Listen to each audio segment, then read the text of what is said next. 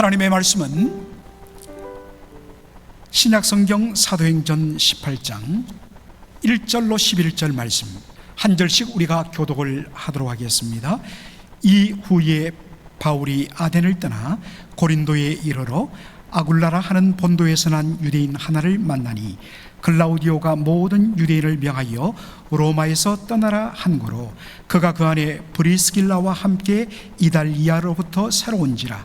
바울이 그들에게 가매 업이 같음으로 함께 그하여 일을 하니 그 업은 장막을 만드는 것이더라. 안식일마다 바울이 회당에서 강론하고 유대인과 헬라인을 권면하니라. 실라와 디모데가 마게도냐로서 내려오매 바울이 하나님의 말씀에 붙잡혀 유대인들에게 예수는 그리스도라 밝히 증거하니 저희가 대적하여 회방하거늘 바울이 옷을 떨어 가로되 너희 피가 너희 머리로 돌아갈 것이요 나는 깨끗하니라. 이후에는 이방인에게로 가리라 하고 거기서 옮겨 하나님을 공경하는 디도 유스도라 하는 사람의 집에 들어가니 그 집이 회당 옆이라. 또 회당장 그리스보가 온 집으로 더불어 주를 믿으며 수다한 고린도 사람도 믿고 듣고 믿어 세례를 받더라. 밤에 주께서 환상 가운데 바울에게 말씀하시되 두려워하지 말며 잠잠하지 말고 말하라. 내가 너와 함께 있음에 아무 사람도 너를 대적하여 해롭게 할 자가 없을 것이니 이는 이 성중에 내 백성이 많음이라 하시더라. 다 같이요. 1년 6개월을 유하며 그들 가운데서 하나님의 말씀을 가르치니라. 아멘. 오늘 저는 사도행전 18장을 중심으로 고린도 교회라는 제목으로 말씀을 전하고자 합니다. 여러분들 학교 다니실 때에 세계사 혹은 서양사 시간에 여러분들 고대 서양의 건축 양식을 사진으로 여러분 보신 적이 있을 것입니다. 도리안 스타일, 그 다음에 이오닉 스타일, 이런 이름들을 보았죠. 여러분들 우리 DC 가면 이 연방 정부 건물이 있는데 그 대부분이 도리안식입니다. 도리안식이란 것은 아주 이런 석조 기둥, 높이 기둥에 아무런 머리 장식 없이 그 위에 지붕을 올리는 것이 바로 도리안 양식입니다. 반면에 이오닉 양식은 이 기둥의 머리가 이렇게 물결 모양, 파도 모양으로 되어 있는 것 여러분 보셨죠? 이게 이오닉 건축 양식입니다. 세 번째로 있는 것이 바로 코린트 양식입니다. 영어로 말하면 코린티안 스타일이라고 이야기하는데요. 자, 여러분들 직접 그림을 보면 좋습니다. 이렇게 석조 기둥이 쭉 위로 올라가다가 마지막 머리 부분에 저렇게 자세히 보면 어떤 풀의 잎 모양으로 장식이 화려하게 되어 있습니다. 여러분들 저것이 뭐냐면 이 지중해 연안에 아칸더스라는 식물이 자라는데 그 식물의 저 이파리를 형상화해서 기둥 머리에 새겨놓은 것, 이것을 코린티안 스타일, 코린트 양식이라고 이야기합니다. 서양의 모든 고대 건물들은 다 이 세 가지 양식으로 구성되어 있습니다. 여러분들 왜 이러한 기둥 양식을, 이런 건물을 코린티안 스타일이라고 이야기하느냐? 바로 고린도에서부터 이 건축이 시작되었기 때문입니다. 여러분들 지도로 보면 고린도란 지역이, 여러분들 그리스가 저렇게 그리스 반도가 있고 옆으로 나온 것이 펠로폰네소스 반도입니다. 그리스의 본토와 그 다음에 옆으로 이렇게 나온 펠로폰네소스 반도를 이어주는 아주 길다란 연결고리 같은 그 땅의 중심에 있는 도시가 고린도였습니다. 그러다 보니까 마치 여러분들 어떻게 생각하면 좋냐면 우리 포토맥강 북쪽으로는 메릴랜드가 있고 남쪽으로는 버지니아인데 딱 그 중간에 위치한 것이 우리 교회가 있는 맥클린입니다. 그래서 이 맥클린이 바로 이 두 주의 길목 역할을 하듯이, 그래서 아주 번창하고 발달되었죠. 마찬가지로 고린도가 그러했다는 것입니다. 그러다 보니까 여기는 고대 지중해 무역의 중심 역할을 하면서 모든 물산이 여기로 모여들면서 굉장히 번영한 도시, 여러분들 지금부터 2000년 전에 이 도시 인구가 47만 명이었다고 합니다. 굉장하죠. 그리고 이 고린도는 굉장히 물질적으로 번영한 것과 동시에 굉장히 문란한 도시였습니다.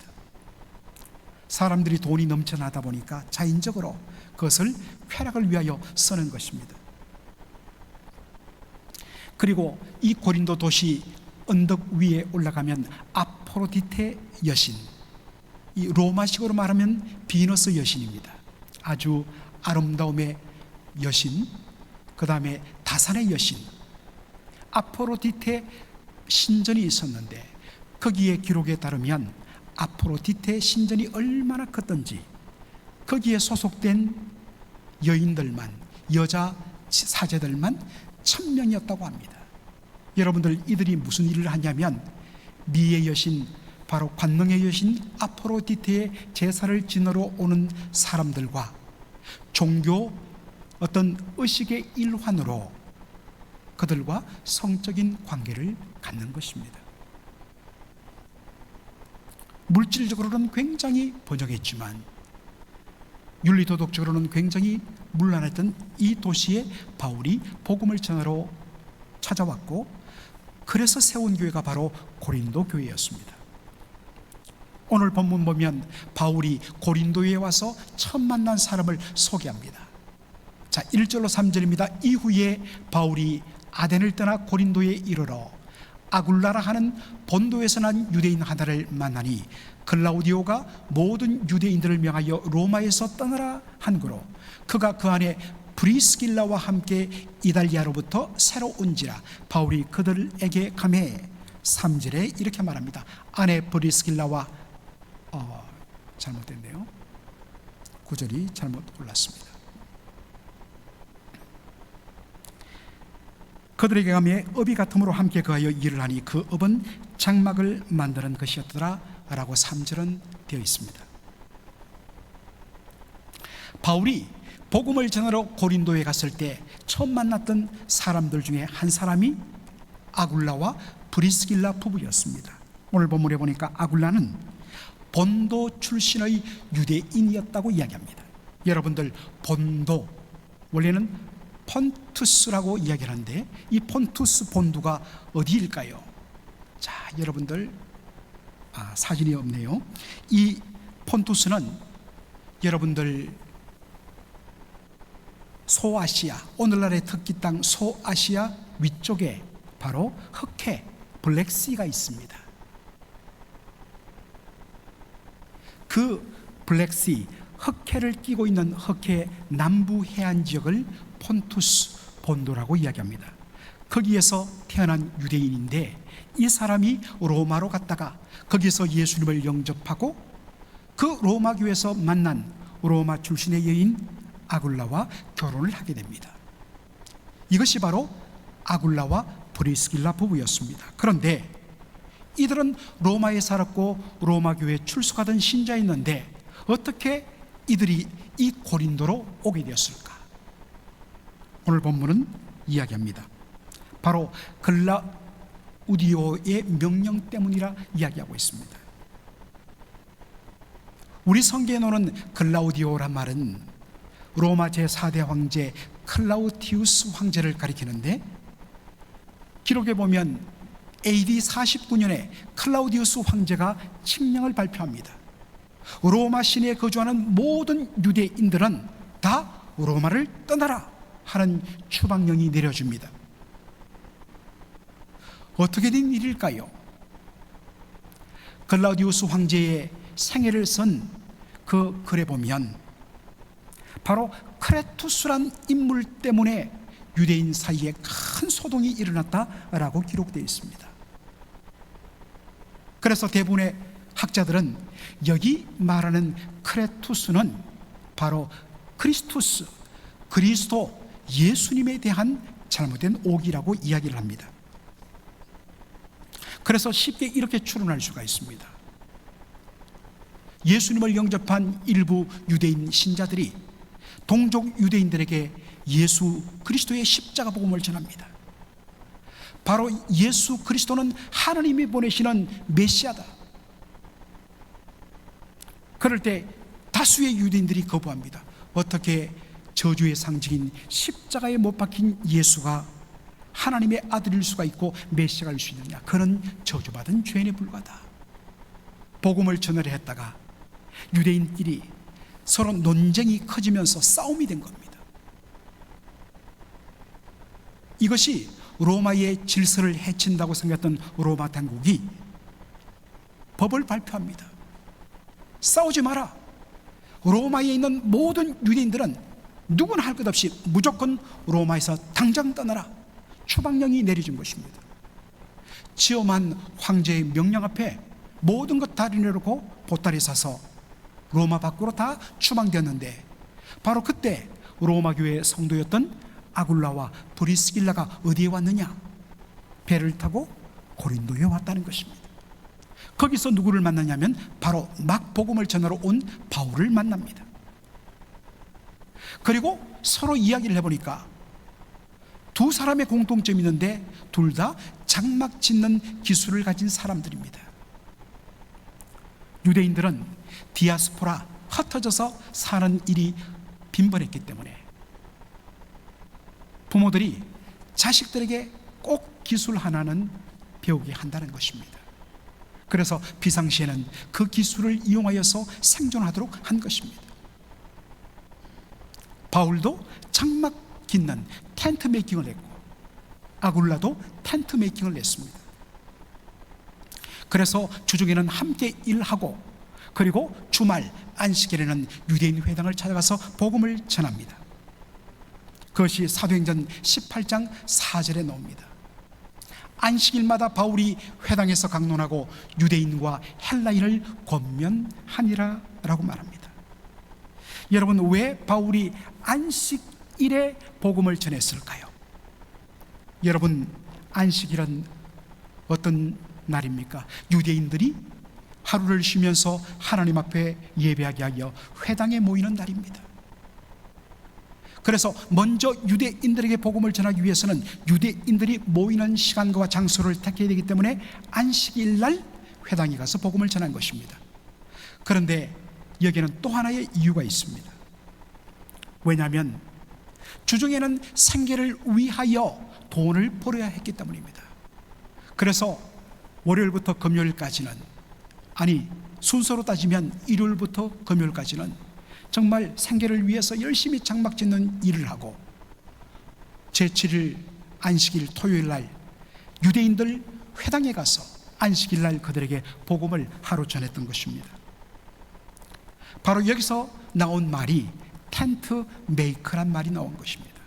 한국말로 번역하면 자비량 선교 혹은 자비량 사역. 자기가 스스로 생계를 유지하면서 그리고 복음을 전하는 사역을 자비량 사역 텐트 메이커라고 이야기합니다. 형평상 그럴 수밖에 없었습니다. 그런데 이렇게 사역하던 바울의 사역에 변화가 일어납니다. 18장 5절 말씀 보도록 하겠습니다. 18장 5절에 보니까 실라와 디모데가 마게도냐로서 내려오매 바울이 하나님의 말씀을 붙잡혀 유대인들에게 예수는 그리스도라 밝히 증가니. 바울이 안식일마다 회당에 찾아가서 말씀을 전하던 바울이 이제는 바울이 하나님의 말씀에 붙잡혀 유대인들에게 예수는 그리스도라 밝히 증거했다라고 되어 있습니다. 여러분, 여기에 바울이 하나님의 말씀에 붙잡혀라는 이 표현이 무슨 뜻일까요? 사실은 이 말의 의미를 영어 성경이 가장 정확하게 드러냅니다. Paul devoted himself exclusively to preaching. 바울이 preaching, 말씀을 전하는데, 복음을 전하는데, 그 내용이 뭐냐면 예수는 그리스도라는 복음을 전하는데 exclusively, 전적으로 다른 것 다 빼고 그 일만 전적으로 하는데 그 자신을 디보티드, 바쳤다는 것입니다. 그러니까 처음에는 주중에는 일을 하면서, 그리고 주말만, 하루만 말씀을 전했는데 어떤 시점이 지나고부터는 일주일 내내 복음을 전하고 말씀을 가르치며 전하는데 전적으로 시간을 다 썼다는 것입니다. 여러분, 이 변화가 어떻게 일어났을까요? 바로 이유는 실라와 디모데가 어디로부터 내려왔다고요? 마게도냐로부터 내려오매. 마게도냐라는 것은 오늘날 그리스 북부 지역을 가리킵니다. 거기에 있는 대표 도시가 빌립보 교회였고 그 아래에 있는 교회가 데살로니가 교회였습니다. 빌립보서 4장에 보면 충분히 우리가 추측할 수 있는 것이 뭐냐면, 실라와 디모데가 거기로부터 올 때에 빌립보 교회가 마련해 준 선교 헌금을 가지고 바울에게 찾아옵니다. 빌립보 교회가 보내준 이 고마운 선교 헌금으로 생계 문제가 해결되었습니다. 이제는 내가 먹고 살기 위해서 낮에 일 안 해도, 온전히 내가 전적으로 복음을 전해도 충분히 여건이 되었다. 그래서 장막 짓는 일을 내려놓고 일주일 내내 하나님의 말씀, 복음을 유대인들에게 전하기 시작한 것입니다. 사랑하는 성도 여러분, 교회가, 목회자가 말씀과 기도에 전무하며 성도들을 영적으로 돌보도록 하는데 온전히 여러분 지원을 아끼지 않아야 됩니다. 이것은 거룩한 투자입니다. 결국 그것은 성도의 영적인 성장으로 돌아옵니다. 며칠 전에 교회가 너무 적어서, 사이즈가 적어서 도무지 교회에서 주는 사례비로서는 생활 페이먼트조차도 안 되어서 두 부부가 일주일 내내 그렇게 뛰고 주말에 말씀을 준비해서 주일날 한 10여 명의 성도들과 교회를 섬기는 목사님을 만난 적이 있습니다. 참 힘겹다고 그러더라고요. 아무리 말씀을 준비하려고 하더라도 이미 몸과 마음이 너무 지쳐갖고, 그러다 보니까 차인적 더 잘 준비하고 싶어도 못하고, 말씀의 기포와 기도의 분량이 떨어져서 자기도 느낀다는 거예요. 그래서 날마다 기도합니다.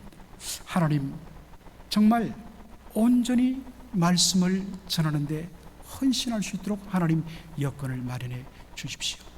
참 가슴이 와닿았습니다. 이렇게 전적으로 바울이 지원을 받으면서 그가 강하게 전한 말씀이 무엇입니까? 5절에 보니까 예수는 그리스도라 밝히 증거했다 했습니다. 예수는 그리스도라, 나사렛 예수가 하나님이 보내신 메시아 구원자다라는 뜻입니다. 더 자세히 말하면 고린도 전서 1장을 보면 우리가 잘 알듯이 바울이 고린도에서 끊임없이 전했던 복음은 십자가에 못 박힌 예수 그리스도였습니다. 십자가에 못 박힌 나사렛 예수가 바로 하나님이 보내신 메시아요, 하나님의 아들이라는 복음 선포였습니다. 그럴 때 이 메시지를 들은 유대인들이 무슨 반응을 보이는가? 그들이 눈물 흘리며 아멘 주 예수를 믿겠습니다 한 것이 아니었습니다. 6절 보니까 저희가 대적하여 회방하였다라고 되어 있습니다. 여기 회방했다는 것은 복음 전하는 것을 방해 놓았다라는 뜻이 아닙니다. 이 말을 헬러 원어로 보면 블라스페메오라는 단어를 쓰는데, 이것이 영어 단어로 그대로 오면 블라스피미, 신성모독이라는 뜻이 됩니다. 예수 그리스도 하나님 보내신 메시아를 조롱하며 모욕을 했다는 것입니다. 유대인들에게 십자가는 하나님께 저주받은 것의 상징이었습니다. 그런 십자가에 달려 죽은 예수가 하나님의 아들이라고, 하나님이 보내신 메시아라고 웃기고 있네.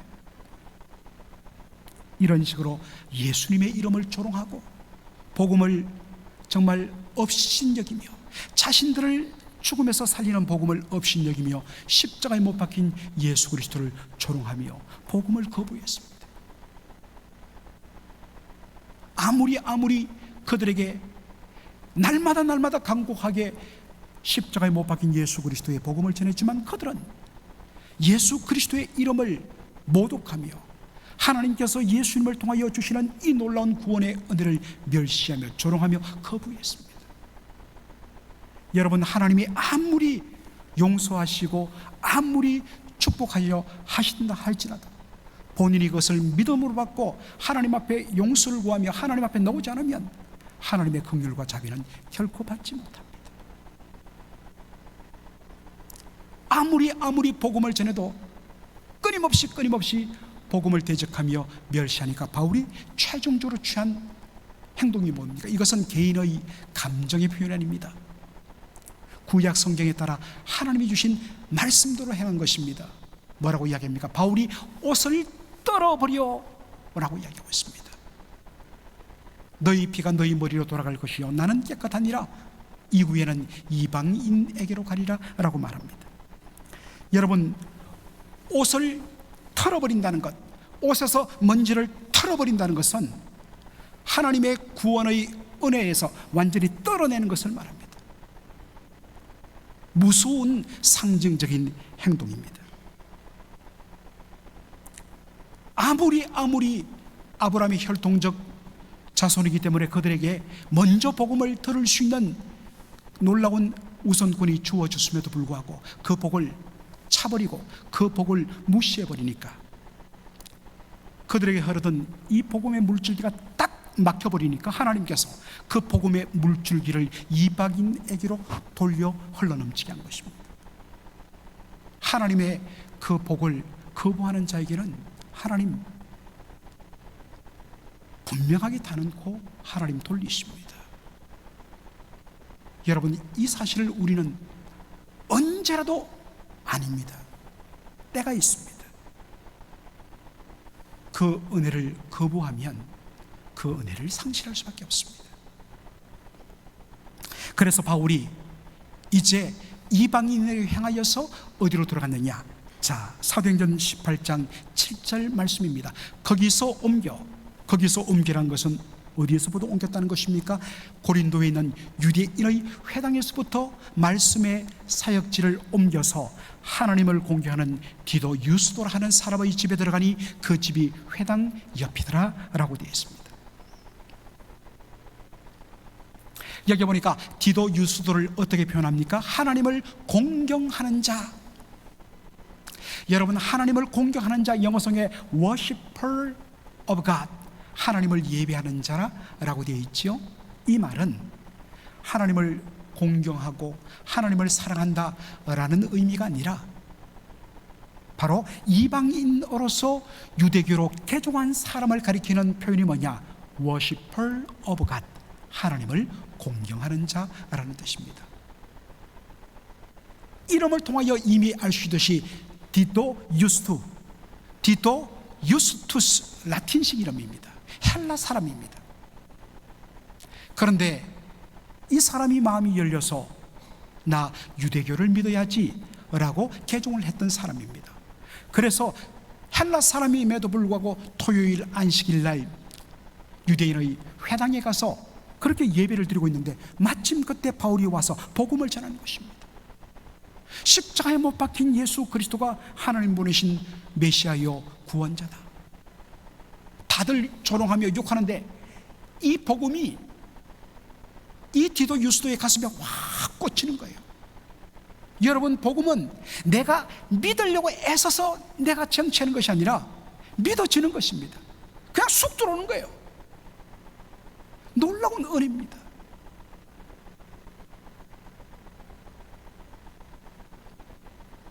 바울이 회당에서 추방되고 내쫓겼을 때 이 은혜 받은 디도 유스도가 자신의 집을 오픈합니다. 선생님, 우리 집으로 오십시오. 그리고 우리 집에서 이제 마음껏 말씀을 전하십시오.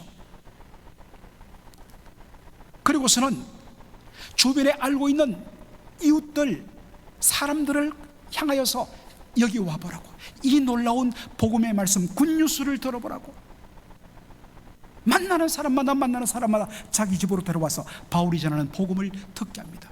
그 결과로 수다한 사람이 예수를 믿음으로 말미암아 고린도 교회가 시작되었습니다. 여러분, 에난데일에, 아니 혹은 센터빌에 어떤 새로운 식당이 하나 신장 개업을 했는데 가보니까 맛이 기가 막혀요. 그러면 어떻게 하겠습니까, 여러분들? 야, 요거 나만 아는 단골집이야, 누구한테도 알리지 않고 나 혼자만 가야지. 여러분, 그러겠습니까? 혹여 그런 분이 있을지 몰라요. 그러나 적어도 우리 맥클린 교회 성도들이라면, 제가 아는 분들은 다, 이야, 이렇게 맛있는 것 나 혼자 누릴 수 없어 친구들에게 전합니다. 권사님, 장로님, 가십시다. 이거 내가 한번 대접할게요. 이렇게 맛있는 건 처음 봤어요. 여러분, 이게 진짜 맛을 본 사람의 정상적인 반응입니다. 복음의 맛을 보고 그 은혜의 감격에 사로잡힌 사람은 이 아름다운 소식을 전하지 않고는 견딜 수 없는, 나만 예수 믿어야지, 나 혼자 천국 가면 되지. 마치 한국의 산에 올라갔다가 그 무슨 버섯입니까? 송이버섯. 그 귀한 송이버섯을 발견하면 절대로 말 안 한다고 그러죠. 딱 자기만 알고 갔다가 그 다음에 또 가고. 그러나 복음은 그렇지 않습니다. 내가 맛본 이 예수, 이 존귀한 예수 전하지 않고는 견딜 수 없는 겁니다. 이것이 은혜 받은 성도의 모습이고, 복음을 전하는 것이 은혜 받은 교회의 모습입니다. 왜 우리가 전도를 하고, 왜 우리가 돈을 써서 선교를 해야 되느냐? 아깝지 않아요? 물론 아깝죠. 그러나 그 이상의 가치가 있기 때문에 우리는 그것을 썩어도, 그렇게 우리 자신을 드리고도 기쁨이 넘치는 것입니다. 그런데 오늘 본문에 보니까 바로 이 디도 유스도의 집에 찾아온 사람이 있었습니다. 어느 날 말씀을 듣고 있는데 문이 띵 열려요. 한 사람이 쭈삐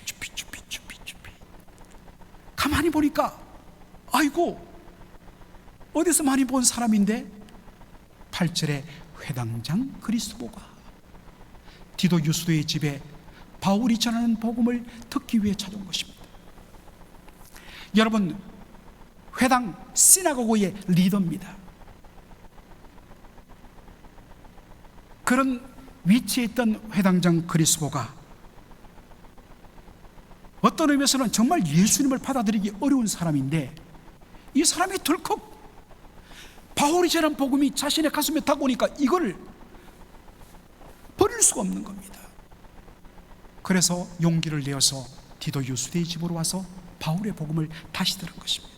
그리고 자신의 가족들을 다 데려와서 예수의 복음을 듣고 믿고 세례를 받아 고린도 교회의 바로 파운딩 멤버, 설립 교인이 된 분인 것입니다. 그런데 여러분, 흥미로운 것은요, 사도행전 18장 7절에 나오는 이 디도 유스도의 집의 위치입니다. 어디 있다고요? 그 집이 어디 있어요? 회당 옆이더라. 여러분 생각해 보십시오. 다른 사람은 괜찮아요. 디도 유스도는 유대인의 입장에서 저 사람은 우리 쪽에 잠시 개종했지만 원래 뿌리는 헬라 사람이니까. 그런데 누가 거기에 들어간다고요?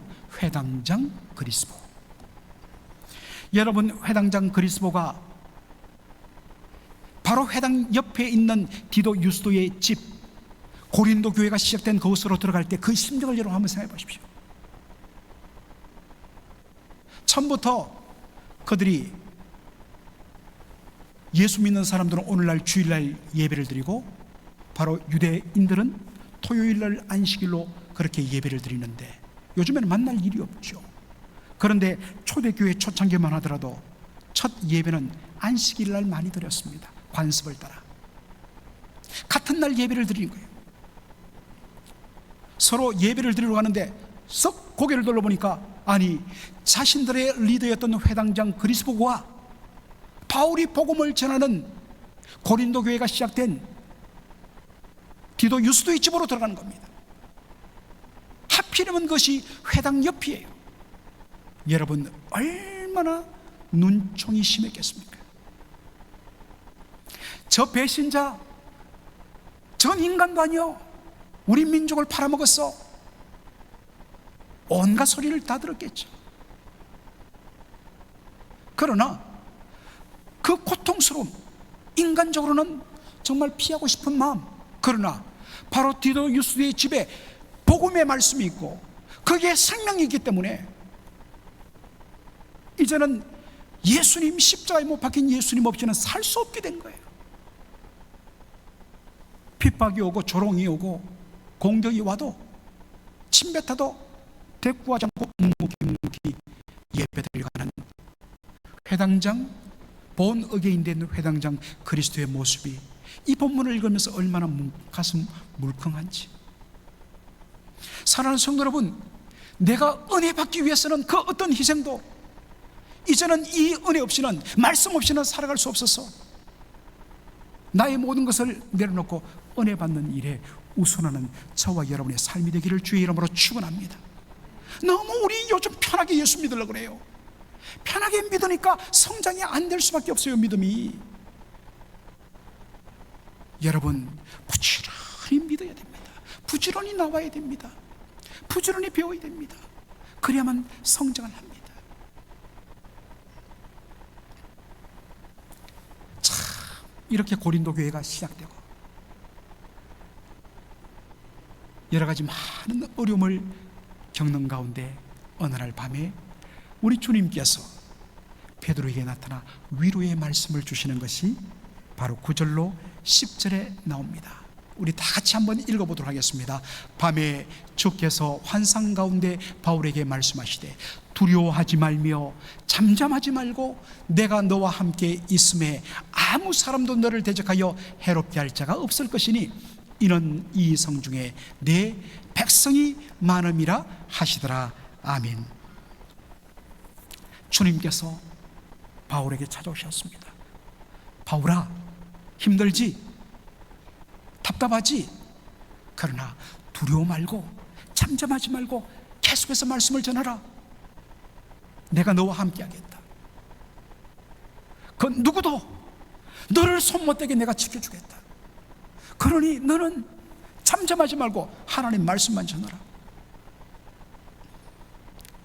왜 바울이 그토록 열심히 복음을 전해드느냐? 하나님 말씀하시 이 성중에 my people, 내 백성이 많기 때문이다. 어떤 면에서는 복음을 전하고 전했는데도 이 47만 명이 사는 이 고린도에 이제 겨우 예수 믿는 사람들 20-30만 밖에 없는데 하나님 말씀하십니다. 바울아, 이 성에 내 백성이 너무나 많다. 하나님께서 영생 주기로 작정한 자들이 너무나 많다는 것입니다. 그들을 확인하고 발견하는 유일한 방법은 뭐냐? 주 예수의 복음을 열심히 전하는 것입니다. 그러면 이 복음에 의해서 복음을 듣는 자 중에서 하나님이 영생 주기로 작정한 하나님의 백성들은 다 주께로 나온다는 것입니다. 많은 분들이 이야기합니다. 목사님, 제 주위에는요 다 예수 믿는 사람들이에요. 그래서 전도하기 너무 어렵습니다. 정말입니까? 그렇지 않습니다. 통계 보면 여러분, 이민사회는 교회 중심인 것처럼 보이지만 사실은 그 중에 25%만 교회에 안 나갑니다. 75%는 교회를 안 나가요. 통계가 정확하게 나왔습니다. 그리고 이민교회의 특징은 외로움을 달리기 위하여 교회가 형성되고 그 가운데 정말 놀라운 복음의 은혜로 거듭난 분도 있지만, 신앙생활을 오래 했지만 아직도 거듭나지 못한 형식적인 그리스도인들이 제법 많다는 사실입니다. 그러므로 여러분, 우리가 찾아보면 신앙생활을 중단해버린 사람들, 옛날에 나랬는데 신앙생활을 중단해버린 사람들이 얼마나 많은지 모릅니다. 바울의 심정으로 이 성중에 아직도 내 백성이 많다, 이 말씀 앞에 온전히 응답하는 저와 여러분 되기를 소원합니다. 오늘 본문에 보니까 바울이 안타까운 마음으로 복음을 대적하고 거부하고 예수님을 조롱하며 끝까지 거부하는 유대인들에게 한 말, 아까도 봤죠? 너희 피가 너희 머리로 돌아갈 것이요 나는 깨끗하느니라 라고 말했습니다. 아무리 복음을 전하는데도 그들이 거부하니까 바울이 말합니다. 나는 너희의 피, 앞으로 복음을 받지 않아서 너희들이 하나님 앞에 심판받고 영원히 바로 영원한 사망에 이르는 그 피 흘림에 대하여 나는 깨끗하다라고 이야기합니다.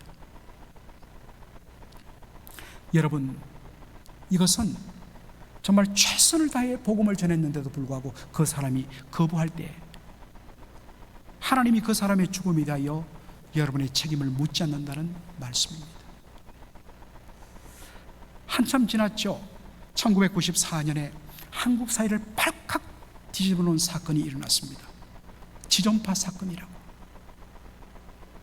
이들은 주로 정말 부모의 사랑을 거의 받지 못하고 태어난, 그래서 스스로를 인생의 어떤 면에서 낙오자로 생각하면서 이 세상에 대하여 원망과 불평과 부모에 대한 미움, 이런 걸로 여러 사람이 뭉치면서 지존파를 결성했습니다.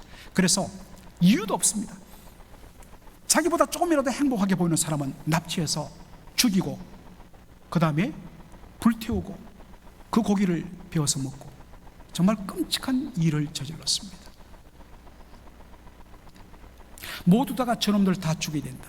그때가 김영삼 정부였는데 저는 다 사형 선고를 받았습니다. 모두 다 저런 놈들은 살 가치가 없다, 다 피했습니다.